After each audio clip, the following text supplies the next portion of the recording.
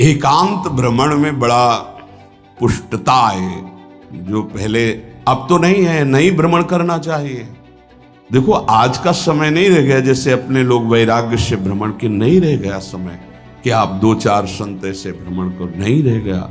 अब तो चुपचाप धामों का, तीर्थों का, ऐसा ही सब प्राय संतजन करते हैं कि तीर्थों का, पुरियों का, धामों का आश्रय ले लिया और अपना साधन करके भगवत प्राप्ति। नहीं तो अब वो समय नहीं रहा कि आज इस वृक्ष के नीचे, कल उस वृक्ष के नीचे, नहीं, पिटाई हो जाएगी। बड़ा विचित्र समय हो गया। इसीलिए साधु अपनी अपनी कुटिया में अपना आजीवन भजन करते हुए प्रभु को प्राप्त करें। भजन करने वालों के लिए नींद से लड़ना आवश्यक है, हठ पूर्वक नींद पर विजय प्राप्त करनी है। प्रारंभ में एक नियत समय रखो नींद का, हठ पूर्वक अति भोजन पर, अगर नाम सिद्ध करना है, भजन सिद्ध करना है, हठ पूर्वक भोजन पर, देखो भोजन पर सुधार कीजिए। और विरत बहुकर्मा, अति सांसारिक वार्ता, परिश्रम, श्रम आदि करने से इंद्रियां शिथिल हो जाती, फिर नाम जप में नहीं लगती। तो छठदम शील, विरत बहुकर्मा, निरत निरंतर, सज्जन धर्मा, छठवीं भक्ति का वर्णन किया। ऐसे वो बहुत कार्य, जिन कार्यों से इंद्रियां शिथिल होकर भगवान में न लगे, प्रेम प्राप्ति के उपासक को सावधान रहना। मृदु मृदु कार्य करते हुए, भगवत चिंतन करते हुए हमारा नाम न छूटे, ऐसी पशुता हमारे आचरणों में, हमारे चिंतन में ना आने पावे कि नाम छूट जाए। अपने आप आपको आनंद प्राप्त होने लगेगा। तुम एकाग्रता की चिंता मत करो, तुम केवल नाम जप की चिंता करो। हमारी तो प्रार्थना है 24 घंटे में और जो साधन करो करो, गीता पाठ करो, भागवत पाठ करो, जो भी आप, लेकिन 3 घंटे केवल भजन के लिए दे दो हमें। 3 घंटे केवल भजन, केवल भजन करेंगे 3 घंटे, ऐसा समय। फिर आप देख लेना और सब साधन करो, बीच बीच में नाम। 3 घंटे का नियम बना लो कि जप 3 घंटे हम करेंगे, 24 घंटे में 3 घंटे जप के लिए। इसी जन्म में तुम्हें लाभ दिखाई देने लगेगा। 3 घंटे। उपासक जिस माला में बार बार ऐसे जप किया जाता है, उसमें भागवतिक शक्ति जागृत हो जाती है। हम जिस माला से जप करते हैं, उससे आध्यात्मिक शक्ति को बढ़ाने की सामर्थ्य आ जाती है। इसलिए जो गुरु प्रदत्त माला है, जिंदगी में न बदली जाए। अगर मन का टूट गया है तो नया मन का डलवा लीजिए, माला टूट गया तो पुनः गुहा लीजिए, उसको जिंदगी में न बदला जाए। जो गुरु प्रदत्त माला है, सावधानी से। बोले बंदर ले गया, भाई अगर हमको बंदर ले जाएगा तो माला ले जाएगा? नहीं, माला ऐसे नहीं ले जाएगा, क्योंकि माला हमारी छाती से लगा है। हमने आपको बताया, माला को बहुत संभाल के। माला हमारी भगवत स्वरूप है, गुरु प्रदत्त है, हमारा जीवन है, उसको कैसे संभाल कर रखेंगे? अगर आपके जेब में 1 करोड़ रुपया हो तो कैसे संभालोगे? बार बार हाथ वहीं रहेगा कि कहीं गिर ना जाए, कहीं चला ना जाए। आप ऐसे थोड़ी रख देंगे बेग। ऐसे माला पर आपकी मातृ बुद्धि कैसे बंदर ले गया? कैसे माला छूट गई? कैसे? किसी किसी की माला पड़ी दिखाई देती, तब लगता कैसा उपासक है, माला जमीन में छोड़ करके चला गया, उसको ज्ञान नहीं। कैसा उपासक कैसा है? माला कैसे छूट गई? तुम्हारे कदम कैसे आगे बढ़ गए? आपने चेक नहीं किया कि आपकी माला कहाँ है। इतना होश नहीं है। या तो अवधूत स्थिति को प्राप्त हो, या तो बिल्कुल प्रमाद स्थिति को प्राप्त हो। अवधूत तो बनना बड़ी कठिन बात है। हाँ, नाटक भले कर लो। माला को भगवत स्वरूप, गुरु प्रदत्त, जैसे गुरु प्रदत्त वाणी है ना, जो हमें गुरुजी ने दी थी, सिंहासन में विराजमान है, प्राण से भी अधिक प्रिय। जहां हमारा जीवन धन पादुका जी विराजमान, गुरु वही वाणी विराजमान है। वाणी जी, माला जी, जब कभी तो नहीं तो विराजमान है वो माला, वो वाणी, गुरु प्रदत्त जो हमें जीवन धन प्राप्त हुआ, वो कभी किसी को छूने का भी अधिकार नहीं। जब तक हम छू सकते तब तक वो सेवा हमारी। माला भगवत स्वरूप है। माला जीवन में नहीं बदलनी चाहिए, जो गुरु प्रदत्त माला है। कीर्तन एकाग्रता पूर्वक, तन्मयता पूर्वक किया जाए तो भगवान को आकर्षण करने की शक्ति कीर्तन में है। मिलकर यदि कीर्तन किया जाए, तुमुल ध्वनि हो जोर से, तो उस कीर्तन में जगत मंगल करने की सामर्थ्य प्रकट हो जाती है। बड़े सात्विक भावों का आविर्भाव होता है। कीर्तन के द्वारा बहुत जल्दी परमार्थ का लाभ मिलता है और प्रभु का साक्षात्कार भी होता है। भगवान और भगवान के नाम में कोई भेद नहीं है। जोई नाम सेई कृष्ण भज निष्ठा करी, नामेर सहित आछे आपन श्री हरि। हरि कृपा करी तो नाम का रूप धारण करके आपकी जिह्वा में आ गए। जोई नाम सेई कृष्ण भज निष्ठा करी, नामेर सहित आछे आपन श्री हरि। स्वयं श्री हरि नाम रूप धारण कर हमारी जिह्वा में आ गए। जब तक पाप रहेगा तब तक नाम में प्रेम और सुख नहीं प्राप्त होगा। इसलिए खूब नाम जप करते रहो और सहते रहो, जैसी आपकी हृदय की स्थिति हो, विचलित मत हो। नाम जप का ऐसा प्रभाव देखा है कि पास बैठे व्यक्ति में जबरदस्ती नाम जप शुरू हो जाए, ऐसा नाम जप का प्रभाव। साधक नाम जापक है तो जो उसके सानिध्य में आएगा जबरदस्ती जब प्रारंभ हो जाएगा। जैसा बताया पूज्यपाद बाबा के जब चरण तो चापते तो मशीन जैसे मंत्र चलने लगता। जब किए बिना ना रहा जाए तब समझना चाहिए कि जप में हमारी रुचि हो रही। जब खाना पीना कोई भी कार्य जप में परेशानी पैदा करे तो रोक दे। कवल रुक गया, नाम चल रहा है, फिर शुरू किया। इसीलिए कहा है कि मौन। खाना पीना हर क्रिया नाम जप के सहित, उसे कहते हैं जप निष्ठ उपासक। जप निष्ठा ही सबसे बड़ी निष्ठा है। अन्य साधनों में तो देखा गया है मन का रंजन हो जाता है, मन अपनी खुराक ले लेता है अन्य साधन। लेकिन नाम जप में मनोरंजन नहीं होता। मन का विषय, मन का जलना होता है। और नाम जपने वाला साधक निवृत्ति मार्ग का अंदर से पथिक हो ही जाएगा। नाम जपने वाला साधक भगवत प्राप्ति कर ही लेगा। नाम जप सबसे मुख्य है पर सबसे कठिन है नाम जप निरंतर करना। हम तो ये कहते हैं कि और सब कुछ करने में सरलता है, पर नाम जप करने में बहुत कठिन। बाबा कह रहे हैं नाम जप में यदि प्रेम हो गया तो तुम्हारी सब सार्थक हो जाएगी सेवा, जो भी आपकी गृहस्थी विरक्ति जो भी। नाम और शरीर से सेवा, ये दोनों बड़े सूक्ष्म विषय है। शरीर से हर कर्म भगवत सेवा और नाम जप। अर्जुन जी ने श्री भगवान से प्रश्न किया कि मैं चाहता नहीं हूं कि पाप हो, फिर भी ना चाहने पर यह पाप कौन करवा देता है? मानो ये हमारा सबका प्रश्न है। अथ केन प्रयुक्तोयम पापम चरति पुरुषः अनिच्छन्नपि वार्ष्णेयो बलादिव नियोजितः। कल चर्चा हुई थी, जो हमारा स्वधर्म है उसका हमें पालन करना चाहिए। परधर्म भयावह, दूसरे के धर्म को स्वीकार करना मानो भय को स्वीकार करना है। किसी भी प्रलोभन से, बिल्कुल साधारण धर्म, लोकवत धर्म, असाधारण धर्म, अध्यात्म स्वरूप, भगवत प्राप्ति। साधारण धर्म में भी अपने धर्म का परिवर्तन नहीं करना चाहिए। जो हमारी भगवान ने धर्म व्यवस्था की है, जहां हमारा जन्म कर्म जो भी विधान रचा है, हम उसके अनुसार भगवत प्राप्ति करेंगे। जो वर्णाश्रम के अनुसार व्यवस्था, उसके अनुसार हम चलेंगे। ये साधारण व्याख्या है।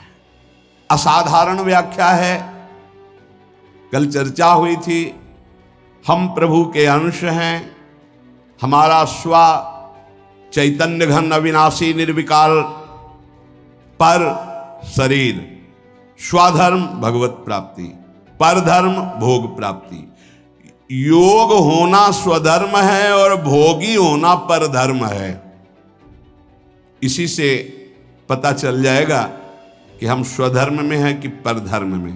ध्यान दीजिएगा, भगवत योग होना स्वधर्म है और भोगों में रत रहना ये परधर्म है। निर्लिप्त रहना भोगों से स्वधर्म है, भोगों में लिप्त होना परधर्म है। सबकी सेवा करना, कुछ ना चाहना स्वधर्म है और सबसे सुख चाहना ये परधर्म है। भगवत प्रेम होना स्वधर्म है, शरीर प्रेम, शरीर संबंधी रिश्ते नातों में प्रेम होना परधर्म है। निष्काम होना स्वधर्म है, सकाम होना परधर्म है। निर्मम होना स्वधर्म है, ममता युक्त संसार में बर्ताव करना परधर्म है। अनासक्त होना स्वधर्म है, आसक्त होकर भोगों में, शरीरों में, रुपया में, नाना प्रकार की सामग्री में परधर्म है। तात्पर्य, प्रकृति के संबंध को स्वीकार करके जो कुछ हो रहा है वो सब परधर्म है। परमात्मा के संबंध को स्वीकार करके जो कुछ है वो स्वधर्म है। क्या सुंदर स्वधर्म की व्याख्या है। स्वधर्म चिन्मय, चिदानंदमय, अविनाशी है। परधर्म जड़ धर्म है, परिवर्तनशील है, नाशवान है। प्रभु का अंश स्व, प्रकृति का अंश शरीर। स्वधर्म प्रभु से जुड़ना स्वधर्म, शरीर से, संसार से जुड़ना परधर्म। शरीर संसार के भोगों की इच्छा परधर्म, भगवत प्राप्ति की इच्छा स्वधर्म। चेतन स्वधर्म, जड़ परधर्म, परमात्मा स्वधर्म, प्रकृति परधर्म। बहुत सुंदर, इससे सुंदर व्याख्या स्वधर्म और परधर्म की मिलना कठिन है। परिवर्तनशील परधर्म, एक रस स्वधर्म। दो प्रकार की इच्छाएं होती हैं, एक भगवान की प्राप्ति की इच्छा, एक संसार की प्राप्ति की इच्छा। भगवान की प्राप्ति की इच्छा स्वधर्म है, इच्छा करना चाहिए। संसार की प्राप्ति की इच्छा परधर्म है, भयावह है, भय प्रदान करेगी, दुख प्रदान करेगी। कहीं कुधर्म को, अधर्म को, परधर्म को स्वधर्म मत मान लेना। दूसरे का अनिष्ट भाव, कूटनीति आप अपने धर्म में इसे कुधर्म बना रहे हैं, ये स्वधर्म नहीं हो सकता। हमारे यहां देवता देवियों की, पशु की बलि चढ़ा रहे कि हमारे इष्ट कुल से चला आ रहा है, और प्रसाद में बोले ये स्वधर्म नहीं है, अधर्म है। स्पष्ट यज्ञ में आराध्य देव के सामने प्रसन्नता, संकल्प पूर्ति में जो पशुओं की बलि है, कैसा भाव है इसमें? तो कोई बड़ी बहादुरी है? बोले भले पशुओं को लाके काट दिया और कि इससे अंबा प्रसन्न हो जाएंगी। अरे मां है वो, उसकी भी मां है। जगदंबा शब्द किसे सार्थक होगा? जगदंबा शब्द कैसे सार्थक होगा? वो सब चराचर जगत की मां है। मां अपने बच्चे को काट करके ये देखकर सुखी हो जाएगी? नहीं। अगर सुखी होती तो जड़ भरत जी को जब काटा जा रहा था तो अंबा जी काहे को विचलित हो गई? मूर्ति फाड़ के प्रकट हुए, काट के फेंक दिया सब अपने आराधना करने वालों को। यह स्पष्ट यहां आज्ञा है, किसी भी जीव को कष्ट देकर के, बलि आदि देकर कि हमारा स्वधर्म है, बोले यह अधर्म है, स्वधर्म नहीं। दूसरे का अनिष्ट भाव, कूटनीति, दुख देना, नाना प्रकार के जाल में फंसाकर दूसरे को दुख देना, बोले ये कुधर्म है। मनमानी आचरण, शास्त्र विरुद्ध आचरण अधर्म है। और अपने लिए जो निषिद्ध निषेध करता है शास्त्र, दूसरे वर्ण आश्रम, दूसरे धर्म मार्ग का नहीं, ये परधर्म है। कुधर्म, अधर्म, परधर्म का त्याग करके स्वधर्म में चले तो उसका परम कल्याण हो जाता है। तो अर्जुन ने कहा, महाराज इच्छा नहीं है कि हम पाप करें, पर हमसे पाप हो जाता है। ये अर्जुन जी का प्रश्न नहीं, ये तो भगवान कृपा करके अर्जुन जी के हृदय से प्रश्न करवा रहे हमारे लिए। जैसे कई लोग प्रश्न करना तो नहीं चाहता पर पाप हो जाता है, पाप करते हैं। चाहते नहीं पर पुनः पता नहीं, ऐसा लगता है कि कोई हमारे ऊपर सवार हो गया और हमसे करवा लिया। अथ केन प्रयुक्तोयम पापम चरति पुरुषः अनिच्छन्नपि वार्षणे बलादिव नियोजिता। हे वार्षणे, ना चाहता हुआ ये मनुष्य जबरदस्ती जैसे कोई पाप करा लेता है। ये कौन है जो पाप आचरण करा लेता है? बहुत समझने का विषय है। जो थोड़ा विचारवान पुरुष है, पाप से डरना चाहिए, ये बहुत कष्टप्रद होता है। वो पाप नहीं करना चाहते, अनिच्छिन्न, उनकी इच्छा नहीं कि हमसे कोई ऐसा पाप बने, पर पाप कर्म कर बैठते। ये है कौन जो पाप करा देता है? इच्छा तो नहीं है ना। लोग कहते हैं मेरी इच्छा नहीं थी, फिर पाप कैसे हो गया? तो हम मानते हैं कि आप विचारशील हैं, पाप नहीं करना चाहते, पर भीतर जो पाप कराने की इच्छा है उसको तुमने देखा? क्या है पाप? भोग भोग करके सुखी होने की इच्छा। भोग भोग करके सुखी होने की इच्छा, इसको तुमने नहीं देखा? यही पाप कराती है। भोगों में सुख है, ये जो तुम्हारे अंदर बैठा हुआ यही पाप करा रहा है। नहीं, दुख वाला भला आचरण करके दिखाओ कि इसका परिणाम जो है वर्तमान में भी दुखद और भविष्य में भी दुखद, आप बिल्कुल कदम नहीं रखेंगे। आपकी सुख बुद्धि होती है। अभी हम छीना झपटी करके चोरी कर ली चैन की, मोबाइल की, 10-20 हजार मिल जाएंगे, उससे अच्छा भोग होगा। चोरी, हिंसा, व्यभिचार, जुआ, जो भी निषिद्ध कार्य होते हैं, अंदर से सुख की लालसा होती है। अनिच्छिन्न केवल उसका यह कहने का है कि वैसे मेरी पाप करने की तो इच्छा नहीं थी, लेकिन भोग सुख की इच्छा ही पाप का मूल है। बलादि नियोजिता। अर्जुन जी कह रहे हैं फिर ये बलात् मुझसे कौन पाप करवा लेता है? मेरी इच्छा तो पाप करने की नहीं। ये संसार में सुख है, भोगों में सुख है, अंदर जिसके ये बैठा है वो पाप किए बिना रह नहीं सकता।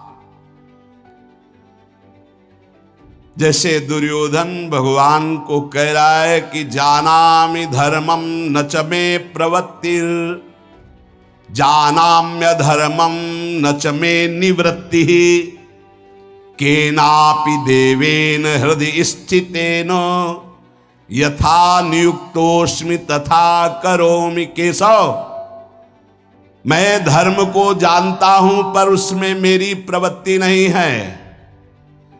मैं अधर्म को भी जानता हूं पर उससे मेरी निवृत्ति नहीं है। ऐसा लगता है कोई देवता मेरे हृदय में बैठकर करवा रहा है, क्योंकि मैं धर्म जानता हूं। वो देवता है सांसारिक सुख भोग की प्रबल इच्छा, और कोई देवता नहीं।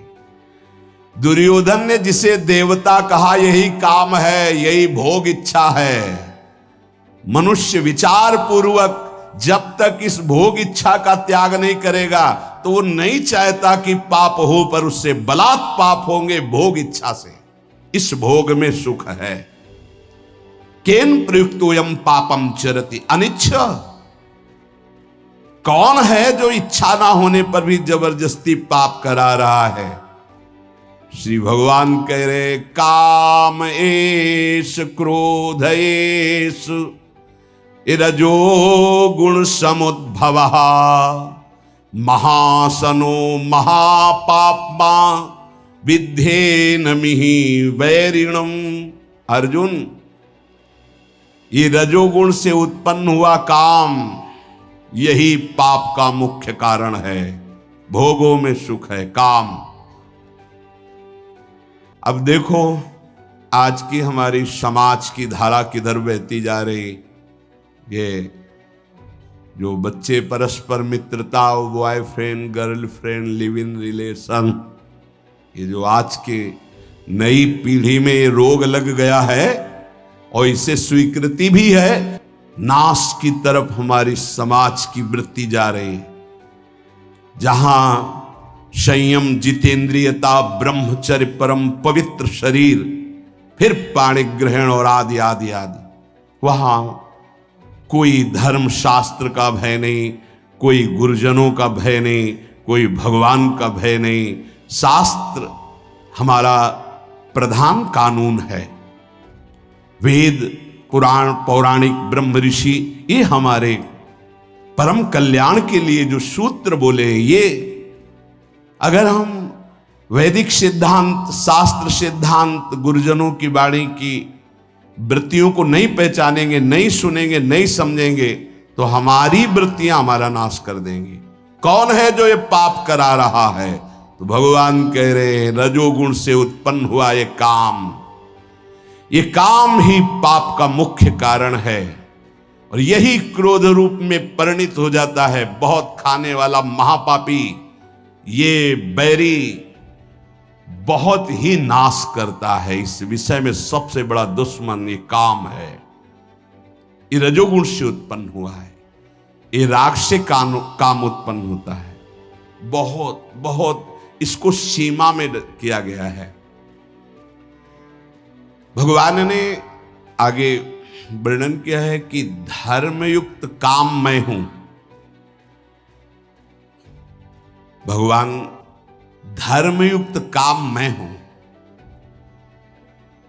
पाणिग्रहण संस्कार करके घर गृहस्थी में संतानोत्पत्ति के लिए जो चेष्टा है, काम चेष्टा, वो धर्म में बांधकर निर्विकार होने के लिए, उसे बेविचारी बनाने के लिए नहीं है कि एक सीमा में बंद करके एक ऐसे शास्त्रीय पद्धति के अनुसार चलने से निष्कामता आ जाए। किसी धर्मपूर्वक एक को स्वीकार करके जब तो घृणा हो जाएगी। आप देख लेना, ये जब से मोबाइल आया और इसके दूषण वृत्तियों को स्वीकार के, तो हमारी नई पीढ़ी बहुत हानि को प्राप्त हो गई। जो नए सिद्धांत अन्य जनों के आए, अन्य प्रांतों के देशों के, वो बहुत हानिकारक हो गए।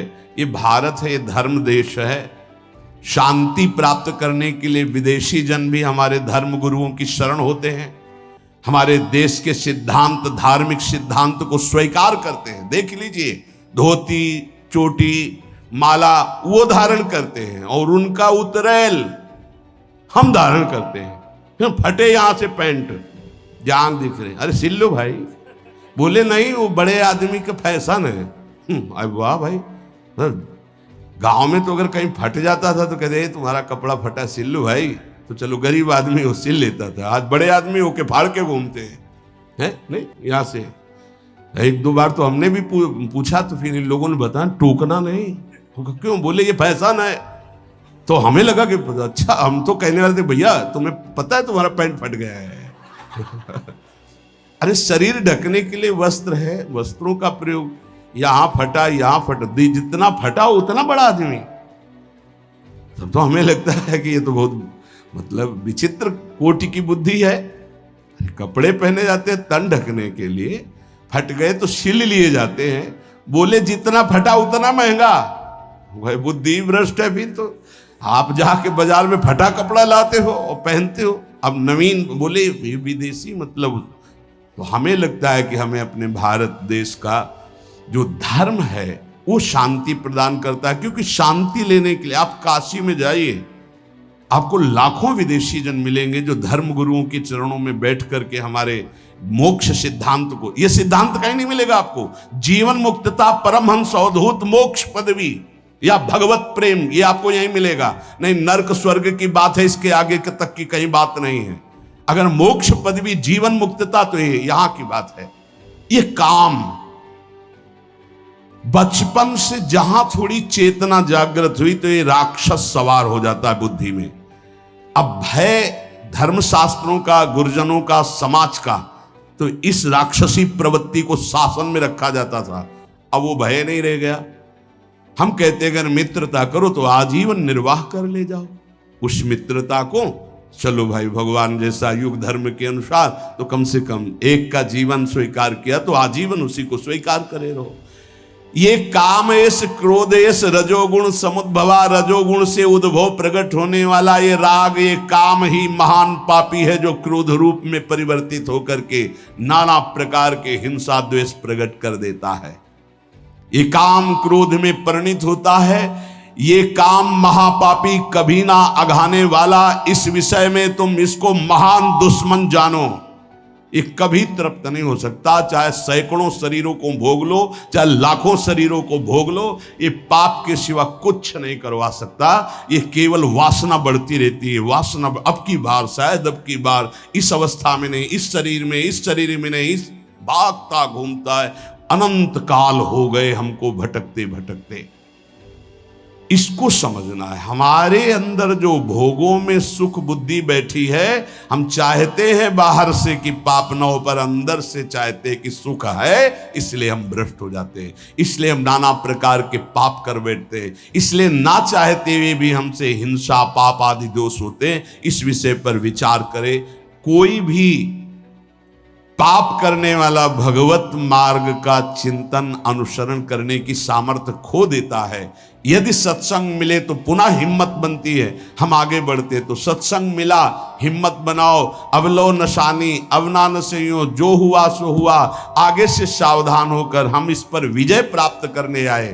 देखो, जैसे कोई हार गया तो घृणा बुद्धि से नहीं देखना चाहिए। साधक है, युद्ध है, उसको प्रोत्साहन देना चाहिए, ना कि निराश करना चाहिए। आप सब साधक हैं, आप सब भगवत मार्ग के पथिक हैं। अगर कभी चूक हो जाती है, कोई फिसल रहा है, तो हमें दौड़कर उसे उठाना है, ना कि ताली बजा के हंसना है। ये बहुत बड़ा शत्रु है। किसी को कभी भी चूक हो जाने पर फिसल सकता है। हमको रोकना है, हाथ पकड़ना है, गले से लगाना है, दुलार करना है, उसको आगे बढ़ाना है, ना कि ऐसा। एक बार किसी महापुरुष के समीप किसी का ऐसा, तो उन्होंने कहा आज के बाद उसका आसन हमारे पास लगेगा। तो उन्होंने कहा स्वामी जी ये तो बड़ी निंदा की बात होगी, ऐसा ऐसा ऐसा। उन्होंने कहा नहीं, वो निंदा हम सहेंगे, लेकिन इसको हम टूटने नहीं देंगे। वो रो पड़ा साधक और कहने लगा स्वामी जी ऐसा प्यार तो हमें जीवन में कहीं नहीं मिला। बोले इससे भी अधिक मिलेगा। जहां दंड मिलना चाहिए वहां जब प्यार, तो वो साधक इतना अच्छा तपस्वी और जितेंद्री बना कि कुछ काल में जब हम ब्रह्मावर्त बिठूर में थे, तब वो जब मिले, वो अपनी घटना बताई। तो महापुरुषों के चरणों की जय हो। जो अगर उसी समय वो उसको कह देते जाओ मैं त्यागता हूं, तो साधक टूट जाता, बिखर जाता, क्योंकि अब उसको लगता अब क्या सब गया। लेकिन जब महापुरुष संभाल लिए और उन्होंने कहा, तो फिर उसको लगा कि मैं नीच तो हूं, पर जब गुरुदेव ने संभाल लिया तो अब ऐसा उत्तम महात्मा। और वो गंगा जी की सीढ़ी पर बैठ के जब बता रहे थे, तभी लगा कि महापुरुषों में कितनी सामर्थ्य होती है, कितना दुलार होता है। इसलिए आपस में एक दूसरे को फिसलने से बचाना है। कोई फिसल रहा है तो मजबूत हाथ से हाथ मिलाना है और उसे घसीट के निकालना है। एक भी टोली में कोई बिखर न पावे, एक भी हमारे कोई टोली का दूसरा पक्ष ले न जा पावे। काम क्रोध लोभ मोह मद मत्सर, आप बहुत सामर्थ्यशाली हो, आप उसकी रक्षा करना, आप उसके भावों को सजाना, आगे बढ़ाना।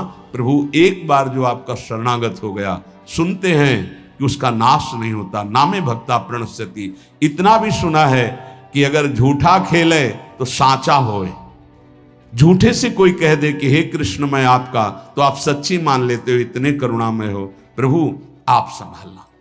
हम जीवन में ये ध्यान रखें कि वास्तविक कोई भी साधक या कोई भी परमार्थ का पथिक पाप नहीं करना चाहता। पर अंदर एक इच्छा है जो पाप कराती है, जिसका नाम है भोग वासना, काम वासना। भगवान उसको कह रहे ये नित्य बैरी है, जल्दी मरने वाला नहीं है। इसलिए हम जब स्वयं बलवान नहीं होते तो बल का आश्रय लेते। मेरे बल सी वृंदावन रानी, हमने महारानी जी का आश्रय लिया है, गुरुदेव का आश्रय लिया है। हमारी चूक, हमारी गलतियां वो क्षमा करेंगे, हमें आगे बढ़ाएंगे। हम खूब नाम जप करें, कभी निरुत्साहित ना हो।